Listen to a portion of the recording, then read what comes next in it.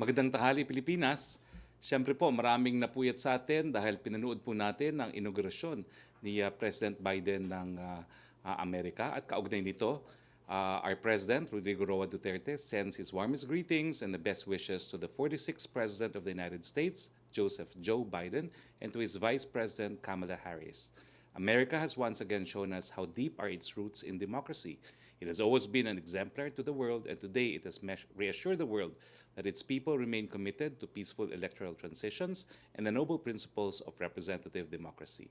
We in the Philippines look forward to continuing our long-standing partnership with the United States in working together for a freer, more peaceful world. We're confident that President Biden will wear his new mantle of leadership with pride and with due regard for the hopes and aspirations of the rest of the world.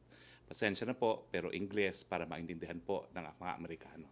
Tulad ng una ninyong narinig sa aking press briefing, kahapon ng unang araw ng ocular inspection ng cold storage facilities na gagamitin natin para sa mga bakuna. Kasamang pinuntahan po ng ating Vaccine SAR Secretary Carlito Galvez ang Zuwilig Pharma. Makikita ninyo ang larawan ng Zuwilig sa inyong screen. Ito po sa Parañaque. May kakayahang ang cold rooms ng Zuwilig Pharma na matatagpuan sa iba't ibang bahagi ng Pilipinas na makapag-hold ng 650 million vaccine doses. Habang ang walk-in freezers ng Zuwilig na may temperatura mula -50 hanggang -25 degrees ay nakakapagtago ng 40 million doses. Meron din silang ultra-low freezers na mayroong kakayahan na mag-maintain ng temperature na -80 degrees. Kaya nitong magtago ng 6.5 million doses. Ito po ay para sa Pfizer na kinakailangan nga ng -70 to 80 degrees. Nagpunta rin po ang grupo ni Secretary Galvez sa Unilab sa Biñan, Laguna. Kasama ito para masiguro ang kahandaan natin upang dumating na sa pagdating ng bakuna. Kaya ng Unilab na mag-accommodate ng hindi bababa sa 5 million doses at any time na may temperaturang 2 to 8 degrees. Ito po yung para sa mga Chinese vaccines naman. Tingnan natin ang mga larawan. Chinek din po ni Secretary Galvez ang cold storage facility ng RITM na may kapasidad na magtago ng vaccines na nasa ultra-low at 2 to 8 degrees na temperature requirements. Ganito po ang proseso ng vaccine distribution mula cold storage facility hanggang sa recipient. Pagdating po sa Pilipinas, syempre po naka-refrigerated yan sa eroplano, susunduin po yan ng refrigerated na mga trucks din. Dadalhin po muna yan sa DOH rented private warehouse or sa RATM. Ito po muna Unahin muna natin yung sa cold storage facility na nangangailangan po ng -2 to 8 and -20. Pagdating po ay dadalhin sa DOH rented private warehouse. Pagkatapos po padadala through refrigerated vans din sa regional warehouse at hub. From the regional warehouse at hub po, dadalhin yan sa mga city health offices at saka sa mga provincial health offices na meron din pong mga refrigerator. Tapos, dadalhin na po natin yan sa rural health units, sa mga city health offices na naka-refrigerator yan hanggang ibigay po sa ating mga kababayan. Para naman po dun sa Pfizer na merong cold storage facility na hanggang -70%, siyempre po, kinakailangan ng refrigeration yan sa eroplano pa lang at pagsundo, refrigerated truck din. Yan naman po ay dadalhin kaagad sa rented private warehouse. At pagkatapos po sa rented private warehouse, diretso na po sa private. Kasi yung mga -70 po talaga ay mga pribado po yan. Ay dadalhin po natin sa regional health units at saka sa city health officers, sa mga hospital, sa implementing units at ibibigay po sa ating mga kababayan. Paalala lang po, ang scenarios na aking nabanggit ay maaari magkaiba base sa mga serbisyo na maibibigay ng vaccine manufacturers such as but not limited to direct distribution to the service delivery sites, presence of a distributor in the country. So ito po yung in default kung wala pong pangako na delivery doon mismo sa lugar na kung saan ibibigay ang mga bakuna. May mga kumpanya po kasing nangako ng ganyang serbisyo. Tulad ng aking sinabi, pag-usapan natin ngayong araw ang update tungkol sa telecommunication sector. Pasensya na po kayo. At syempre, usaping bakuna, naantala itong paghimay-himay natin ng report ng National Telecoms Commission.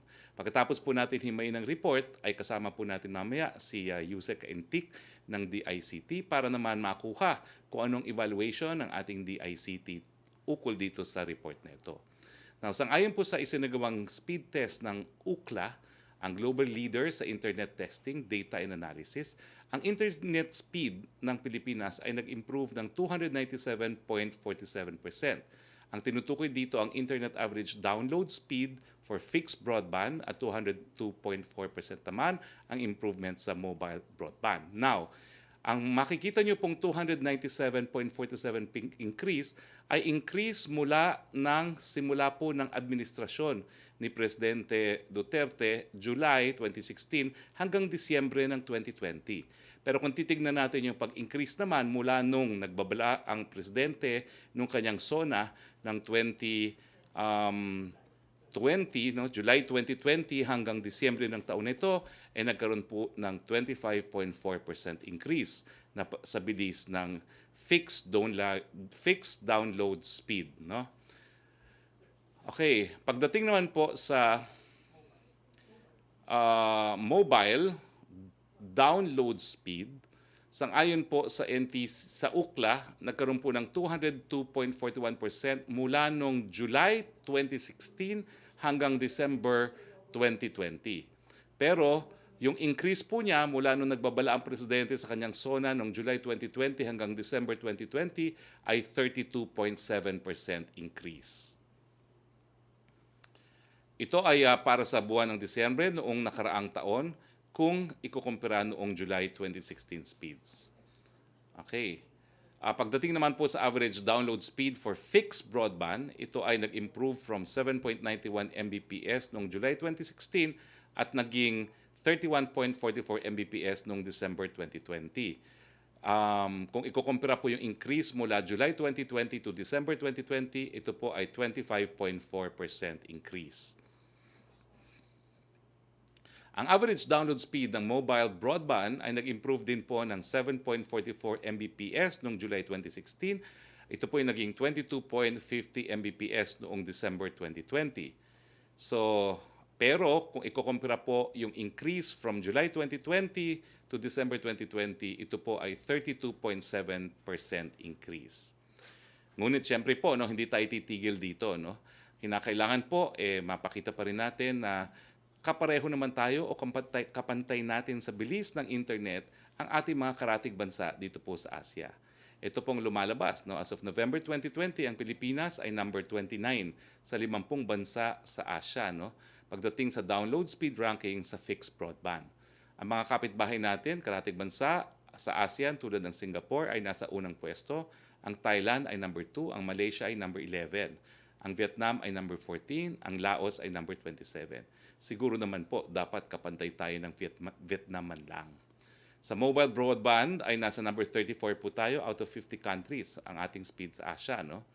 Pagdating sa fixed broadband ay number 20 po ang Pilipinas sa 46 sa bansa sa Asia Pasipiko. At number 22 naman po tayo sa mobile broadband sa 46 na bansa sa Asia Pasipiko. Well, dapat po talaga na mag-improve pa ang serbisyo ng ating mga telecoms provider dahil lang nasabi ko na nga po nung nagkaroon tayo ng espesyal na edition ng presidential press briefing dito sa mga telcos, hindi naman katanggap-tanggap na nahuhuli tayo sa ating mga karatig bansa at kinakailangan tayo ay magnais na maging world-class pagdating po sa telekomunikasyon. Okay, pag-usapan naman po natin ang permits, towers at fiber optic. No? Ang monthly average ng permits na inisyu noong 2019 ay 63 sa Globe at 50 sa Smart. Pero matapos magbigay ng direktiba ang presidente na pabilisin ang pagbibigay ng mga permit ng mga lokal na pamahalaan, tumaas ang average monthly number of permits na na-issue mula Hulyo hanggang Disyembre noong nakaraan na taon. Nasa 552.65% ang itinaas sa Globe dahil 348 permits ang na-issue at 194.33% or 97 permits naman po ang na-issue sa Smart. Ang nais po nating makita sa lalong mabilis na panahon, ano po yung karagdagang improvement sa speed ng ating internet at doon sa ating cellular service ngayong ginawa na ng paraan ng ating presidente mismo ang pagpapabilis ng pag-issue ng mga permits sa pagtatayo ng mga telecommunications towers. Dahil dumami nga po ang nag-issue ng permits, tumaas din ang bilang ng towers na naipatayo. merong 2,939 additional towers ang naipatayo mula Hulyo hanggang Disyembre noong 2020. Makikita naman sa susunod na infographic ang cumulative number of additional towers na naipatayo na po na Smart, Globe at Dito. Ang total po na naitayo nila to date in December is 22,834 towers. Kaya nga po, titingnan po natin kung ganong porsyento ng pag-improve naman po ng speed ng internet at syempre yung quality ng cellular service. Pumunta naman po tayo sa fiber optic rollout. No? Meron ng 543,740 cable kilometers na laid out sa buong bansa as of 2020. Sa taong 2020 lamang, meron pong 144,551 cable kilometers ng fiber optic na na-roll out. Ang total change po niyan ay 36.21%. Ang percentage change.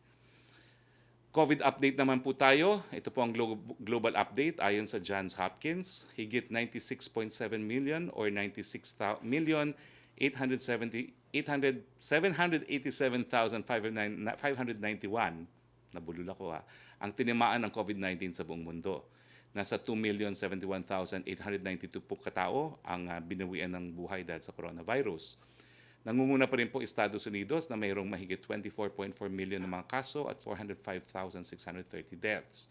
Pangalawa pa rin po ang India, pangatlo pa rin ng Brazil, pang-apat pa rin ng Russia, at panglima po ang United Kingdom. Dito po sa Pilipinas, tumaas po ang ating mga aktibong kaso. Meron na po tayong 28,904 na mga aktibong kaso ayon po sa January 20, 2021 data ng Department of Health. Ang mabuting balita na lang po sa mga tumaas na active cases, 92.5% ay mild at asymptomatic, samantalang 4.5% po ay critical. Nasa 2.6 naman po ang severe.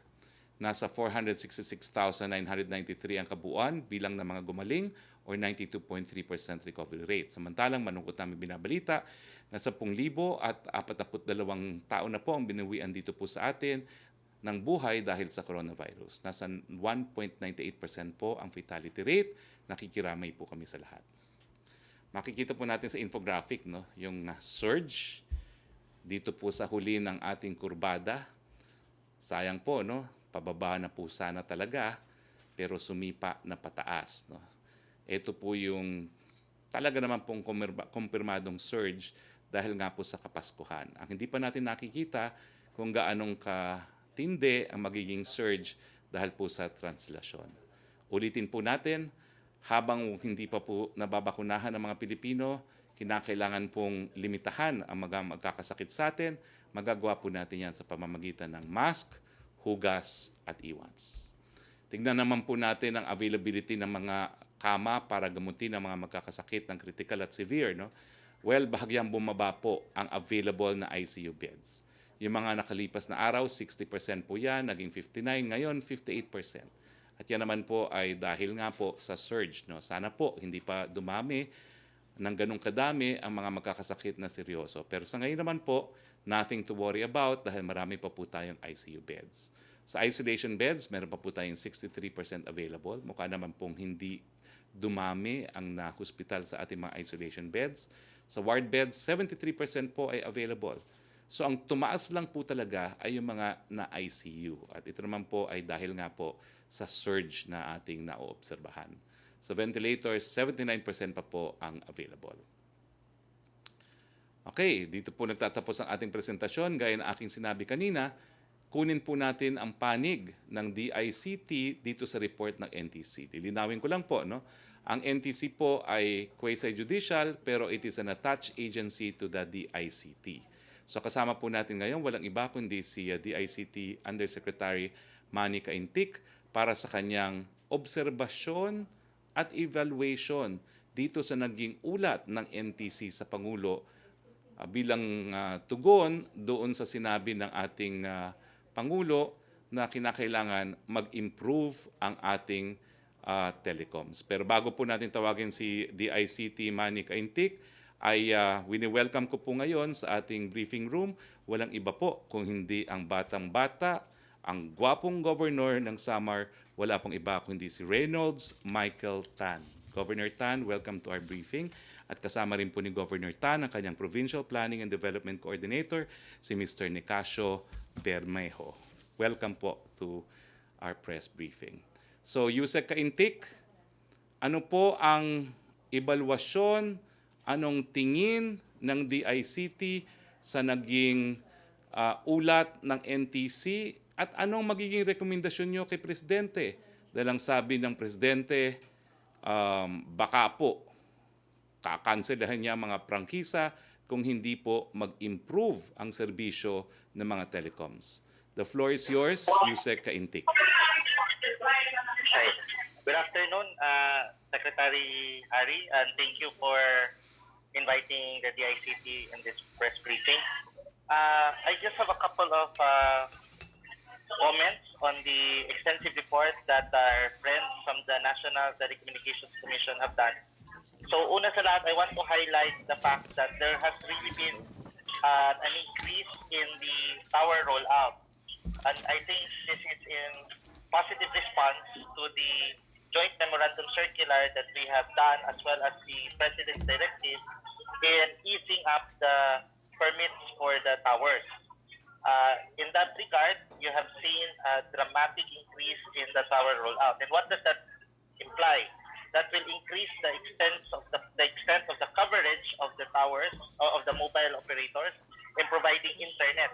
Pag dumami din po ang kanilang tore, gaganda din po ang signal ng ating masasagap sa internet, because we're only as limited also with the extent of which the towers are prevalent. Ang challenge natin would still be the fiber rollout, yung land-based, which kami dito sa DICT, starting last quarter, have already been looking at improving also, creating also an equivalent joint memorandum circular for easing up and regularizing the permits needed for the fibers naman. Ang importante kasi dito, ang hinihiling sa atin ng ating mga partners are the telecom providers is, number one, make it firm, hindi pa bago-bago, make it easy, hindi mahirap, at saka mas mura.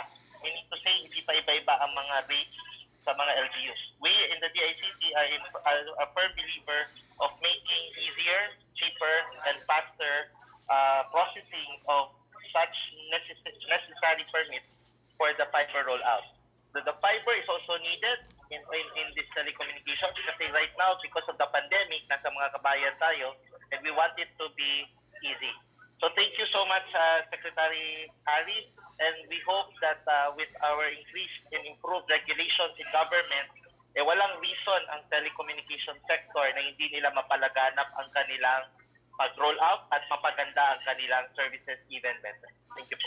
Yusek Kaintik, but I need your recommendation dahil I intend to make this presentation to the President for our weekly meeting bago po mag-taping for the Talk to the People. Sabi po ng Presidente, shape up or ship up. Ano pong rekomendasyon natin sa ating Presidente given this report from the NTC? Our recommendation is to continue that firm stance and push for the telcos. And on our end, kasi sa government, hindi naman tayo nagkulang sa pagbigay ng suporta sa ating mga telecommunication company. So we should not lessen our pressure on them. In fact, we should even intensify the push. But at the same time, we should do our best as government also to alleviate yung problema doon sa mga permits. Ang challenge na nga ngayon is okay na yung sa towers. Ang ating sunod na kailangan ayusin, kami dito sa DICT are on the land-based fiber rollout. Okay. So walang reason na mag-lessen ng pressure, pero dual work. So para maging malinaw lang po ang recommendation ninyo, wag naman mag-ship out pero kinakailangan ipagpatuloy ang shape up. Tama ba ho yun, Yes, Yusek? Secretary Hari, yes. Tuloy-tuloy ang push, tuloy-tuloy ang pressure ni President. Hindi, do not relent on the press. Okay. Full court press, kumbaga. Okay, maraming salamat, Yusek Kaintik. Please join us for our open forum. Simulan na po natin ang open forum with our colleagues in the Malacanang Press Corps. Yusek Roque, please. Yes, good afternoon, Secretary Roque. Question from Evelyn Quiroz of Filipino Mirror. You recently offered your office as a venue for discussion between Defense Secretary Delfin Lorenzana and UP President Danilo Concepcion over the issue of the DND's abrogation of the 1989 agreement between the two. Have they accepted your offer? Alinawin ko po na what I offered was my good office. Ibig sabihin, hindi lang yung physical office ko. Pwedeng sa labas po kung saan pakakainin ako ni Presidente Danilo Concepcion. Pero so far po, ang tumanggap lang po ay si Secretary Delfin Lorenzana. Hindi pa po ako nakakarinig ng kahit anong komento kay President Danilo Concepcion. Natatakot po sigurong pakainin ako sa labas.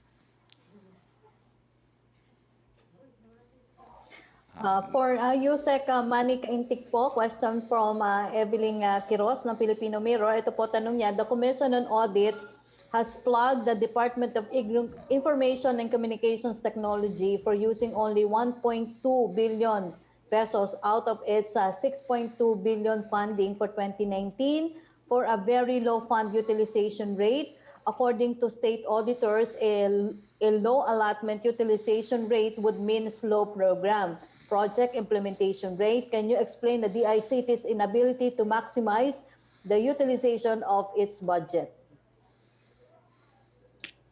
Thank you po.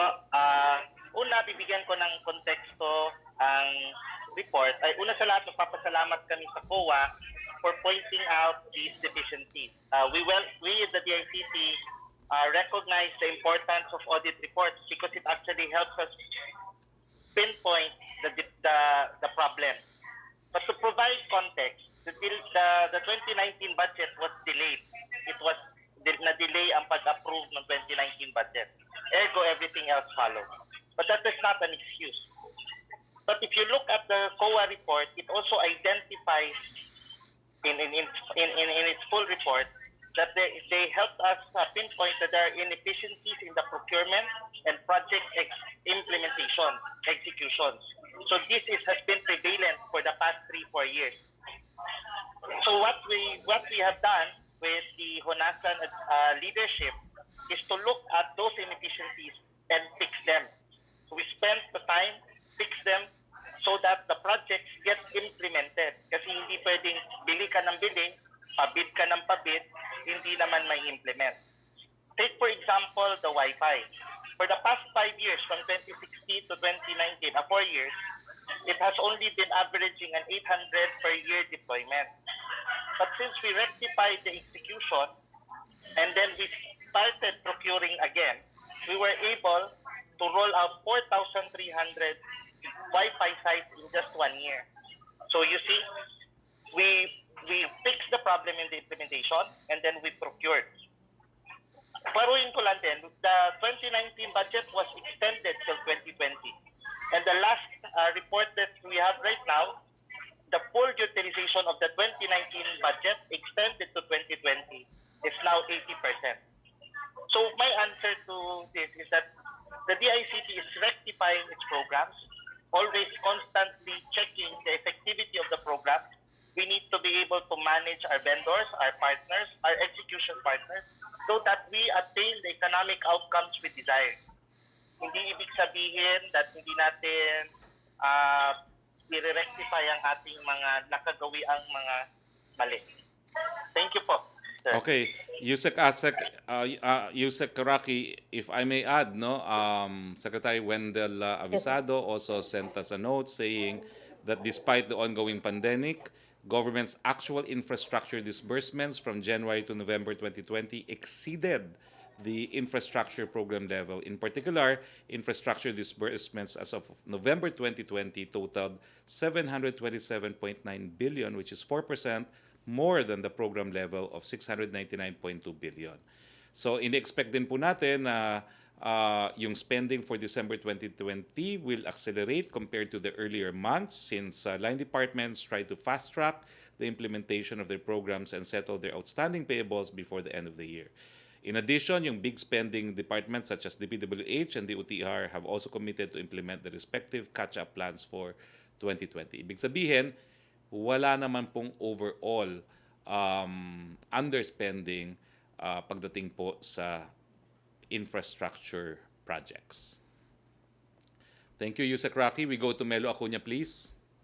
Magandang tanghali po, Secretary Harry. Ilang punto lang. Ngayon may bago ng Pangulo sa Estados Unidos. Magbabago po kaya ang foreign policy ng Pilipinas tungo sa Estados Unidos?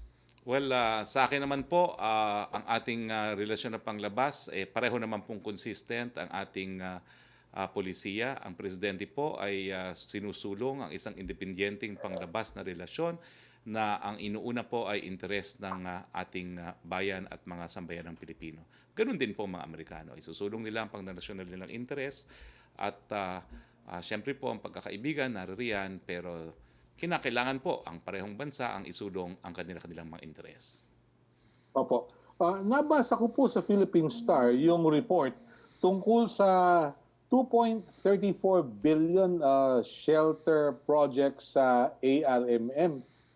Tila hindi po yata natapos yung mga proyekto pero nagkabayaran. Ito po ba ay sisiyasatin ng tanggapan ng Pangulo sapagkat mayroong kampanya ang administrasyon laban sa corruption? Yung po mga programa na hindi na ipatupad nung panahon pa ng ARMM. Ano po kaya ang sitwasyon? Siyempre po, titignan natin yan. No? Nabasa ko naman po ang Star kanina, so hindi po yan lumabas kanina. Siguro yung mga nakalipas na araw. Kahapon po. So, kukunin po natin yung artikulo na yan at I'm sure po ang presidente, dahil ang prioridad niya ngayon sa natitira niyang termino ay itigil niya itong problema ng korupsyon, ay pag-aaralan po ito. Maraming salamat po. Para po kay Undersecretary Manny Caintic, magandang tanghali po. Good afternoon, sir. Opo, ang tanong ko po ay may kinalaman sa monitoring ninyo ng telcos. Baka meron pong overloading sapagkat kahit po sabihin natin meron sila mga fiber optics, pag nagsama-sama po yung gagamit ng internet, bumabagal kung hindi napuputol. Baka po parang jeep ito na overloaded. Ano po kaya ang magagawa ng DICT? Thank you, Sir Melo. Tulad na sinabi ko nga kanina, ang kailangan is magpalaganap pa ng marami pang fiber cable. Cable muna tayo. Kulang pa. We are actually a very big nation. 400,000 square kilometers tayo, no? So malaki-laki pa, malawak pa. And our fiber cable rollout is still minimal. So kailangan double, triple, quadruple time pa ang mga telcos sa pagpalaganap. Tayo sa government, ang may tutulong natin is hindi magkaroon ng sagabal sa pag-rollout na yun. Doon sa Tory, ramdam na nila. Hindi na sila pinapahirapan. Pero kailangan pa po ng kable. Sa ganon, pag dumami ang kable, hindi tayo na-overloadan. Para lang bus yan, sir, sa nakikita ko sa drawing sa picture mo. Pag kulang ang bus, Salamat po. nakatayo na tayo lahat. Salamat po. Yeah. Okay. Thank you. Salamat, Thank Melo. you, Salamat, Secretary Yusek. Harry. Thank you. Back to Yusek Roque, please. Secretary, question from Virgil Lopez ng... sir, sandali lang po ha. Yes, question from Virgil Lopez ng GMA News Online. Some senators daw po have pushed for the passage of the bill seeking to amend the UP Charter Act of 2008 to require prior notification on the entry of police and military units in all UP campuses. Is the palace for or against this bill? We always respect the prerogative of our legislators to legislate national policies. No? So sa akin po, that seems to be a reasonable proposal, but that has to be enacted po into law. Question from Chris Jose Remate Online. Reaksyon ba sa panawagan ng Duterte Youth Party List sa DND na kanselahin na rin ang agreement nito sa PUP katulad ng ginawa sa UP? Sinabi ni Congressman Cardema na ang UP-DND Accord at PUP-DND Accord ay klarong-klaro na special treatment na inaabuso na sa tagal ng panahon. Sa tingin ninyo, susuportahan din ng Pangulo na makansela ang PUP-DND Accord? Sa reaction po, karapatan naman po yan ng Duterte Youth na magsalita. No? Pero yan po ay opinion ng Duterte Youth. Thank you, Secretary. Maraming salamat. Tricia Tirada, please. Hi, good afternoon, Spokes. Spokes, doon lang po sa usapin ko rin ng bakuna. Nagkausap na po si Senator Lacson and si Secretary Galvez. And as how Senator Lacson described it, they had a good discussion or meeting. And he shared that after the meeting, he advised Secretary Galvez that some people to be more careful, to be extra cautious about possibly some people taking advantage of his credibility. What can Malacanang say about this, sir? And has Malacanang considered this possibility? And ano sir yung steps that you're taking to actually protect Secretary Galvez? Hindi ko po alam kung anong sinasabi ni Senator Lacson. No? But I guess, in our earlier talks with General Galvez, I did warn him that although si General Galvez is a technocrat, no, he's not just a military leader. He has advanced management degrees from Australia. No? And he is a true blue technocrat. Ang warning ko sa kanya, do not think that the release of information is equivalent to communication. Iba po yun. No? At ang sinasabi ko nga, ang warning ko sa mulat-mula, talagang ipupolitika po yan. Dahil wala na po talagang mabatong kahit anong issue sa administrasyon ni Presidente Duterte. Ngayong patapos na po ang termino ng ating Presidente. So I think he now knows what I mean. That the release of information does not necessarily mean it is strategic communication. No? So anyway, yun lang po ang aking reaksyon. Sir, yung usapin po ng UP Accord, I'm sure nakarating na po ito kay Pangulo. What does he think of the appeals, the sentiments of the UP community? Will he be open to listening or at least to meeting with President Concepcion? As I said po, itong bagay na ito hindi na po kinakailangan makarating sa level ng Presidente.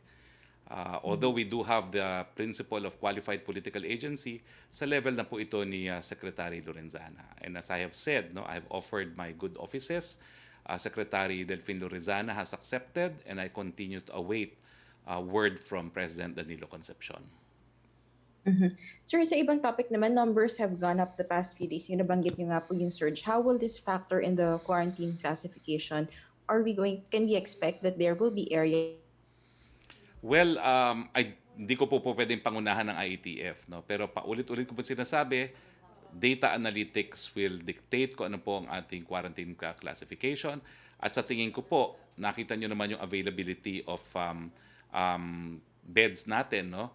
Dalawa lang pong lugar ang critical. No? Ang nasa moderate po pala, hindi pa critical. No? Wala pa sa red. Yung CAR at saka yung Region 11. So, yung mga areas na po yun, binabantayan po natin dahil pag umabot sa critical yan from moderate, syempre po, meron tayong dahilan. Pero ang quarantine classification nga po will not really be on a national basis. It will be in a local basis. No? But as I said, i-discuss pa po yan dahil so far hindi pa po napipresent ang DOH ng latest analytics nila. Baka mamayang hapon po, no? Today is the 21st. Hindi pa. Baka in the next meeting pa yung data nila. Next. Secretary Roque, also Yes, please. Yusek, thank you very much, Trish. Tapos na ba si Trish o may question pa?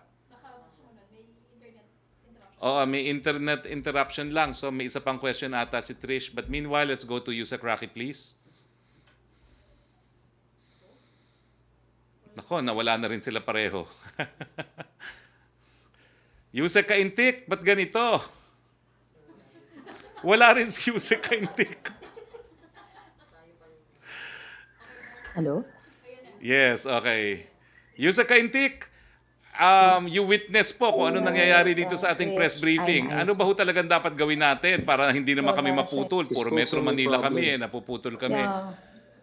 Can I ask Yusek Kaintik first? Yusek, you've witnessed yung ating problema even in our discharge of our official functions, no? Lahat kami nasa Metro Manila pero ganito napuputol. Ano ba ho? Kailan ba ho mapititigil itong ating hinagpis na napuputulan tayo ng internet? Yusek Kaintik. Yusek Kaintik? O putol ka rin? Wala. Putok din ata. Yusek Kaintik? Wala. Oh well. Any of the two? Trish Tirada or Asek Roque or Yusek Kaintik, please. Nako, patay na. Yusek Kaintik. Yusek Kaintik. Yusek Kaintik.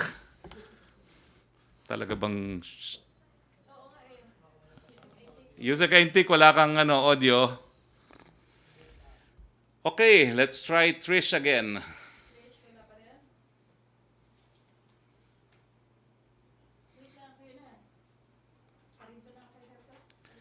Nako, anyway, sa aking report po kay Presidente sa Lunes, sasabihin ko po ang nangyari on the day we rendered a report on the telcos na nawalan po kami ng connection sa lahat. Hindi ko na alam kung nasan tayo. Virgil. Okay. Ayan, Yusek.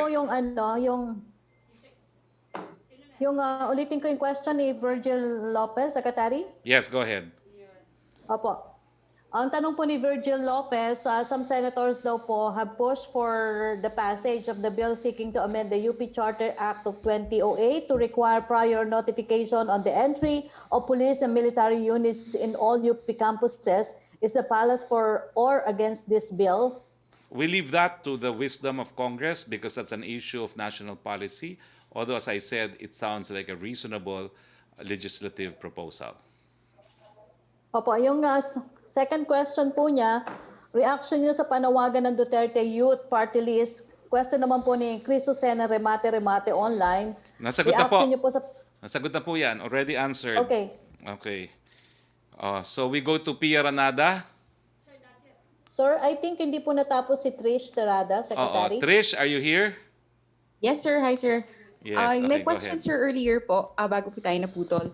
Yung numbers po have gone up these past days. Yung binabanggit nyo nga pong surge. How will this affect or factor in the quarantine classifications? Can we expect, sir, kagaya po rin nabanggit nyo rin last time about sa new normal, meron na po bang lugar na mapapalagay under the new normal or will this take a while since IATF still crafting itong do's and don'ts po? Yes. 2 points, no? Sinagot ko na yung first point mo. What will determine the new classification is still the attack rate and the critical care capacity. So far, 2 rehiyon lang po ang nasa moderate or papalapit na ng moderate yung isa. No? Ang nasa moderate na po ngayon ay ang CAR. CAR. Oo. Tapos, ang Region 11 po, papalapit na rin sa moderate. Pag umabot po yan sa critical, well, that will really be a factor in escalating community quarantine classification in these 2 areas. No? Pero hindi naman po national. No? Pangalawa po, in principle, magkakaroon po talaga tayo ng new normals, pero sa hanggang ngayon po ay hinihimay-himay pa rin kung ano yung mga do's and don'ts sa mga areas nito. At syempre po, dahil may surge, parang titignan po natin kung meron pa rin tayong mga lugar na wala po talagang active cases for an extended period of time. Sir, may mga panawagan po ngayon ng wage hike amid yung rising prices of livestock, of yung mga food needs natin, sir. No? How does Malacanang, how will you Malacanang reconcile it? And is it possible, kaya ng industry, ng businesses natin to push for a wage hike? Well, meron na po tayong batas tungkol dyan. No? Ang mga regional wage boards po ang magdedesisyon dyan. Pwede naman pong kahit sino mag-apply for increase in the regional minimum wage if they would want to. Pero gaya ng sinabi mo na rin, no, kinakailangan balansahin natin yan sa katotohanan na because nga of the pandemic, napakadami rin mga negosyo ang nahihirapan kung hindi tuluyan na nagsara. Sir, very short lang on the telcos, no? Does Malacanang have a target or final deadline this year kung kailan po dapat ma-achieve, for example, a specific ranking or a specific speed? Well, ang gagawin ko lang po sa Lunes, no? Pipresenta ko lang po itong i-discuss ko po itong rekomendasyon of findings ng NTC and the recommendation of the ICT, and I will seek guidance from the President. Thank you, Spokes. That's all. Thank you po. Yusek Manica Intik. Yusek? Yes, sir. O, ito po, na-experience natin first hand ang problema natin sa internet connection. We're all in Metro Manila. Ilang beses na po tayo naputol. Ano ba talagang solusyon dito? More tower more fiber cables, and better customer service. Ang question po, when? When, Manong? When it takes time to build, but we help them build. We help them build by making our regulations easy, firm, and faster ang permit. Even your audio, Yusek Kaintik, coming from, even your audio is problematic po. So anyway, just for your information. Okay, next question please, Yusek Roque. Yusek Roque, please. Opo. Secretary, question from Prince Goles ng Politico Abante. Yesterday daw po you offered to mediate talks between Defense Secretary Lorenzana and UP President Concepcion concerning the 1989 Accord. Should this materialize, what do you wish to achieve from this conversation? Ako naman po, a good office, we don't need to have a fixed goal. It's for the parties to talk. At ang sabi ko nga po, as a UP graduate, I have never experienced how it is to have military or soldiers on campus. Yun lang po. Opo. The second question po niya, as someone who has spent more than 15 years in UP as a student and another 15 as a professor, do you support the DND's decision to terminate its agreement with UP? Well, sa tagal ko po kasing nasa UP, no, since high school pa ako, itong accord naman po ito, pinirmahan na ng third year law student na po ako. Ibig sabihin, from high school until third year law, wala naman po yung accord na yan. At yung mga panahon po niyan, kasagsagan ng aking pagiging aktivista, personally, hindi po ako nagpatinag. Nung panahon na nandyan yung mga posibleng mga, kumbaga, espiya ng militar, hindi po ako nagpatinag. In fact, yun po yung time na dinibato ko, no less than Amy Marcos in high school. And 1 month later, Trajano disappeared. No? May pulis po noon on campus. Wala naman po. Ang naniniwala ako, dahil nga po dun sa tradisyon ng UP, ng critical thought, ang mga estudyante dyan patuloy na mananandigan kahit ano pa po, kahit meron o walang mga pulis. Pero siyempre po, may dahilan din naman kaya nagkaroon ng ganyang kasunduan. Kaya nais kong pag-usapan po sana ng UP at ni Secretary Lorenzana. Thank you, Secretary. Yes, Pierre Renada, please. Hello, sir. Yes, go ahead, Can you hear please. me? Sir, 3 questions for you and then 1 question for Sir Kaintik. Sir, first, last August, the president said that he volunteered actually to get vaccinated in public with Russia's vaccine. And then yesterday or a few days ago, you said that he wants a private vaccination. What led him to change his mind? That's his personal decision. I don't think he has to explain. So it's nothing to do with, because he volunteered for a public vaccination because he wanted to say that he's confident that these vaccines are safe and he wanted to encourage people to get vaccinated. Does this goal still not exist? It for the does. president? Kaya nga po kita nyo na ngayon ang mga public information dissemination natin, no? Not only in our presidential press briefings but also in Laging Handa and in the different programs of PCOO. Sir, does the president plan to call President Biden in the coming days, perhaps to bring up the VFA or other issues? I have no information as of yet. My next meeting with the president is this afternoon, no, where there is an affair concerning the BARM. Mm-hmm. And then, sir, lastly, you mentioned the meeting you're brokering with Secretary Lorenzana. Sir, does this mean that that Secretary Lorenzana is actually now open to walking back on his termination of the UP-DND Accord? No, it doesn't mean anything. Alam mo, pag sinabi mong good offices, wala naman po yan kahit anong prerequisite. It's just an opportunity to sit down. Pero wala po yung objective, wala po yung waiver of anything. It's done principally in interstate relations, but has also been resorted to even in a domestic setting for purposes of either mediation or conciliation. So, sir, would you say that the likelihood of Secretary Lorenzana changing his mind after the meeting is 0? No, I will not Okay. say that until they have actually been able to sit down and talk. Okay. And then next for Sir Kaintik, Sir Manny. Sir, I've been asking this of DOH through their FOI portal and other officials as well. Even stay safe, sir. And I just wanted to know if you can say the details or the date even, just the date na nasign po yung MOA dapat that stay safe would transfer its users' data. Multisys would transfer Stay Safe users' data to the government. When was this MOA signed? Is there a MOA? The deed of donation is still trying to be signed. Pinapasign pa namin sa DOH, pero I think that's forthcoming. I cannot give you a date yet on that. Wala pa rin naman tinatransfer pa na data on that. Okay, because I remember yung resolution pa ng IATF 42, I believe, or 82, it was contingent on that MOA being signed and that deed of donation being signed. So how can we push through with the rollout of Stay Safe? In fact, wala pa palang donation of the user's data. How do you assure citizens that its data is safe? That's the decision of the IATF. So I trust in the wisdom of the body as a whole. So, sir, we violated the IATF resolution.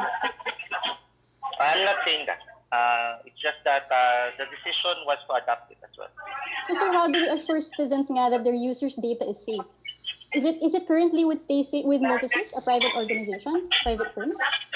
Right now po, I think the National Privacy Commission has already been doing ongoing at continuous naman ang kanilang privacy assistance dun sa Stay Safe. So maybe you can direct the question to them. Okay, thank you, sir. Thank you very much, Pia. We go back to Yusek Roque, please. Yes, Secretary, question from Tina Mendez ng Philippine Star. Graft charges were filed against BSP Governor Benjamin Jocno, 6 officials on the procurement of 116 million national ID contract and reaction from Malacanang. How will this affect the administration's move to implement the national ID program? Wala naman po, no? Kung maalala nyo, si Governor Jocno until fairly recently was in the cabinet enjoying the full trust and confidence of the president. In fact, he trusted him so much that he promoted him to become central bank governor. So naninindigan po tayo sa integridad ni Governor Jocno at alam naman natin na karapatan na kahit sinong magsampa ng kaso, pero kampante po kami at nagtitiwala na magbibigay linaw po si Governor Jocno sa issue na ito. From Tina Panganiban Perez of GMA7, what is the unemployment situation in the country right now with the pandemic, and what industry sectors are most affected? What assistance can the government give them or is giving them? Hindi ko po memoryado, no? Pero ang alam ko po, mula nung nag-ease up tayo at binuksan natin bahagyang etong ekonomiya, parang nangalahati po yung ating unemployment, pero yung kalahating yon ay doble pa rin ang unemployment bago magkaroon ng pandemya. Pero hindi ko lang po maalala kung ano yung figures na yon. Kaya nga po paulit-ulit tayo nagsasabi na pwede po tayo at dapat tayong mabuhay despite and in spite the virus. At kaya naman po natin yan sa pamamagitan ng mask, hugas at iwas. Kinakailangan po pangalagaan natin ang ating kalusugan para sa ating mga hanap buhay. Ingat buhay para sa hanap buhay. From Ace Romero, Philstar, Secretary Locsin tweeted, "Our entire passport revolving fund is gone and we are in arrears to Apo 388 million for printing passport booklets. Apparently, the fund was eaten up by travel allowances, insurance miscellany. So bear with us until I find the money to replenish the fund." Ano daw po ang action ng Malacanang on this? Well, we trust that Secretary Locsin can find the funds, no? And I will bring this matter up also to Secretary Avisado. Thank you, Secretary. Thank you, Yusek Roque. Joseph Morong, please.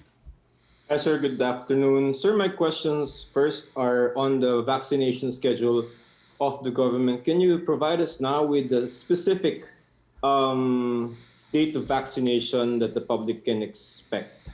Ang sinasabi po ni Secretary Galvez, bagamat merong petsa po yung pagdating ng Sinovac sa February 20, merong posibilidad na mauna pa ang ilang supplies ng Pfizer dumating kesa sa Pebrero 20. At narinig ko rin po nung huling naging panauhin natin si Secretary Galvez na it will take around 10 days bago mabakunahan ang taong bayan dahil meron silang kinakailangan inventory at pagsisiguro na dapat gawin. No? So we can expect na kung mas maaga ang darating sa Pfizer, then meron tayong mauunang bakuna within the month of January. kung darating po ng January 20, January 30. baka naman pong pwedeng mapabilisan yung Sinovac para magkaroon tayo ng unang pagturok also within the month of January, which is still feasible kasi sabi niya around 10 days, and 10 days after the 20th is still the 31st, and we do have the 31st in this month of January. Meron nga po. Within January, sir? Well, ang aking computation lang po, January tuloy. February pala. Wala palang 31 ng February, no? So, I'm sorry, I stand corrected. January ako ng January. February 20 po kasi yun, no? So, 10 days, baka Marso na kung darating po ng February 20, pero sana po nga mapabilisan, para at least within February may una nang maturukan with Sinovac. Pero kung darating po na mas maaga yung Pfizer, baka naman po kung earlier, baka yung 10 days requirement within February pa rin po. I stand corrected po. Sorry po. Kaya mali yung count ko ng January. February pala. Walang 31. Sorry about that. Okay. So, March, probably yung Sinovac, and we're hoping that Pfizer will be earlier and within the month of February, no? Well, libre naman po umasa. So, we're hoping that both we can start in the month of February. Hope lang naman po yun. Okay. So yung 30 to 40 million vaccines from the COVAX facility, wala pa po tayong brand niyan, no? Sino magde-decide nun? WHO? Well, ang naunang binitawang salita po ni Secretary Galvez is possibly Pfizer from COVAX. And this is entitled tayo to 22% of our population. No? Pero sinabi rin ni Secretary Galvez, hindi po malakihan ang dating yan. So parang tingi-tingi po ang dating yan, mga tagwa 100,000 a month, thereabouts. No? So because COVAX of course is intended to ensure that all middle income and poor countries have access to the vaccines. At ang latest balita ko po, bukod dun sa 3 Western brands, nag-apply na rin po ang 3 bakuna ng China para mapasama po dun sa COVAX facility. Understood. Sir, in terms of deployment, kanina diniscuss niyo and diniscuss din ni Secretary Galvez or si Secretary Yusek Berhere, yung storage facility. There are limitations, no? In terms of storing what vaccines. Now, it will matter, I think, no? And I don't know if you share the same opinion, it will matter in terms of what vaccines, what ang matatanggap ng mga provinces. So my question, sir, is given the limitations in the storage facilities, what vaccines will go to what provinces? Ang masasabi ko lang po, ang Pfizer, and hindi ako sigurado kung Moderna ba. Basta yung negative 70. Basta ang alam ko lang yung Pfizer that requires negative 70, Metro Manila, Cebu, and Davao lang po siya mapupunta dahil yun lang merong cold storage capacity na up to 70 to 80 degrees negative, no? Pero yung iba naman po, refrigeration lang, at so all the other vaccines can be delivered to the other provinces. So yun pong halimbawa, Sinovac, Sinopharm, Gamaleya will go to the other provinces. Opo, limited nga lang po yung Pfizer. Can you check please kung ano pa yung isa na negative 80? Is it Moderna? Kasi pareho silang mRNA. Oo. Ang AstraZeneca, alam ko, hindi naman kinakailangan talaga yan. No? I think it's only the mRNAs that require negative 70 So to Pfizer 80. and Moderna. Oh, yes. So sir, hindi ba yan parang, well, coming from the public point of view, na parang discrimination? Hindi po. Kasi in-explain po ni Dr. Lulu Bravo na talagang mRNA that requires negative 70 to negative 80 is really intended for developed countries with cold storage facilities. Talagang hindi po yan for everyone in developing countries that don't have that capacity. In that sense, it's the science that dictated it. It was not intentional on the part of the manufacturers. But yan nga pong in-explain natin. Bagamat ilan ay binabasihan kung anong gusto nilang bakuna, depende kung saan ginawa, may mga ginagawa po talaga intended for those countries alone. Hindi naman nila inisip na ibibigay yan sa mga country na walang infrastructure para tanggapin yung mga bakunang yan. So yun sa COVAX fee yun, no? Just so for the record. What about the COVAX fee? Yung matatanggap natin na 30 to 40. Yung pauna po, pero yung nga po, may negosasyon tayo na bibili pa rin tayo, no? Wait a minute. Ano ba itong inaabot sa akin? Sa unemployment, no? So, anyway, nasabi ko naman po ito kanina, no? Tama po ako. Ang height po nito, masyadong mahaba. Basta ang alam ko po, at the height of the lockdown, um, is the peak.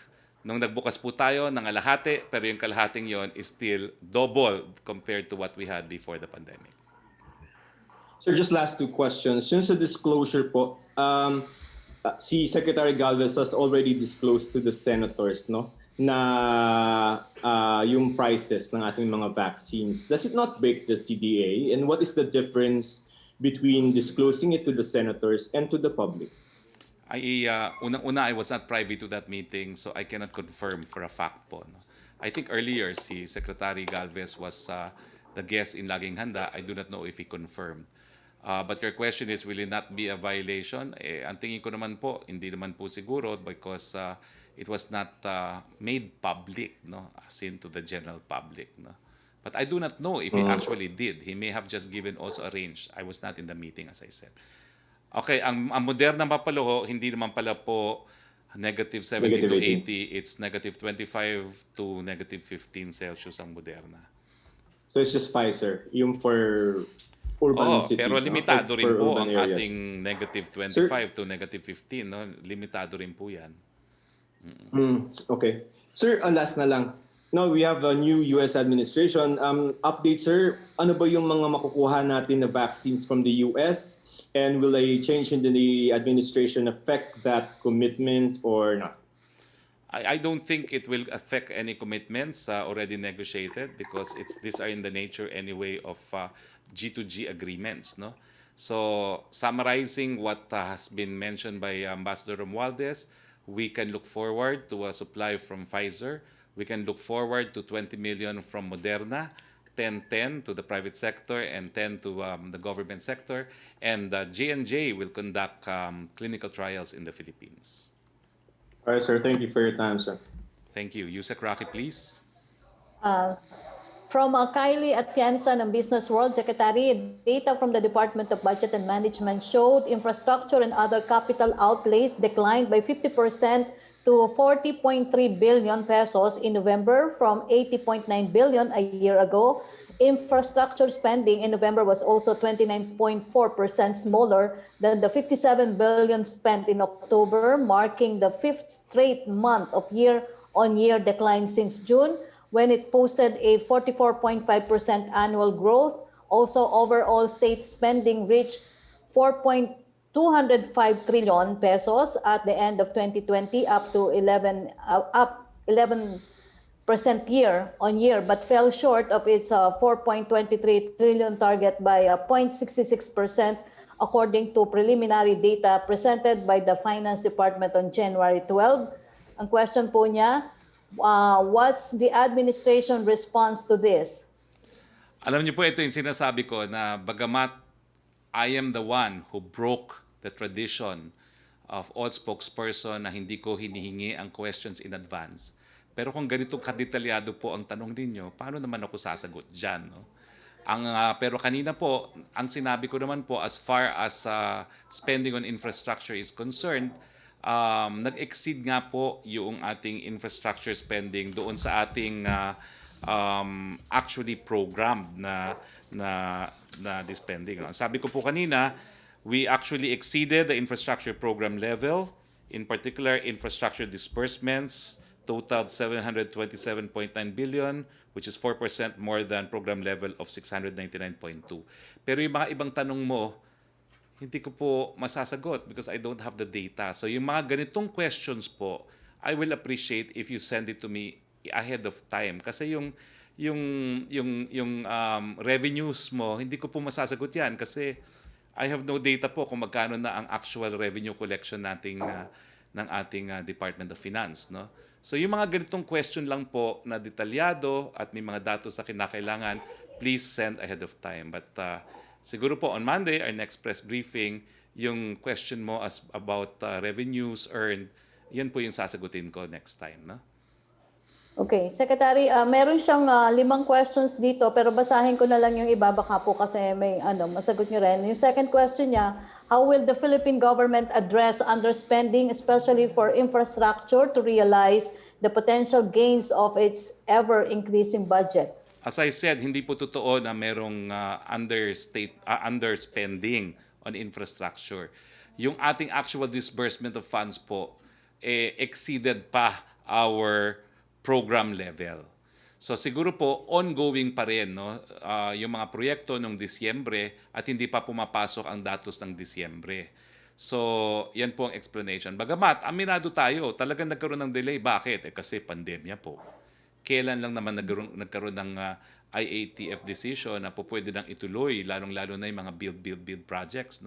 Nung nasa ECQ po tayo, parang months pang inabot before we ordered that construction projects may resume. So talaga pong nagkaroon ng delay, pero kampante naman po tayo, it will not translate to underspending because we actually disburse more than what we expected to disburse. Okay, yung third question niya, will the government boost its infra spending in the last few months of the administration? Nakasaad na po yan sa 2021 budget, and as usual, build still comprises one of our most important strategies in our desire to recover from the economic effects of the pandemic. A question from Joe Montemayor. Has President Duterte called up or sent a congratulatory message to President Biden? If he called, when and how long was the talk and what did they talk about? No information po, but I will ask this afternoon. From Celerina Monte, during the past few months, there seemed to be improvement on internet services. However, this January, some customers, specifically the PLDT customers, received messages from telco that the customers have to upgrade and pay higher amount. Otherwise, they will return to slower internet services kasi tapos na raw ang trial. The customers were surprised to find out that na-trial lang pala yung improvement na naramdaman noong mga nakaraang ilang buwan. May rason po ba para taasan ang singil ng mga telco? Perhaps Yusek Intik can answer that question. Folks, I will ask the NTC to look into this from their customer complaint section so we can have this answered accordingly. This is the first time I've heard about it. As to the question kung dapat ba tumaas ang bayad dahil nag-roll out tayo ng more, dapat hindi naman. But we will look into this question po, to this complaint. Okay. Okay.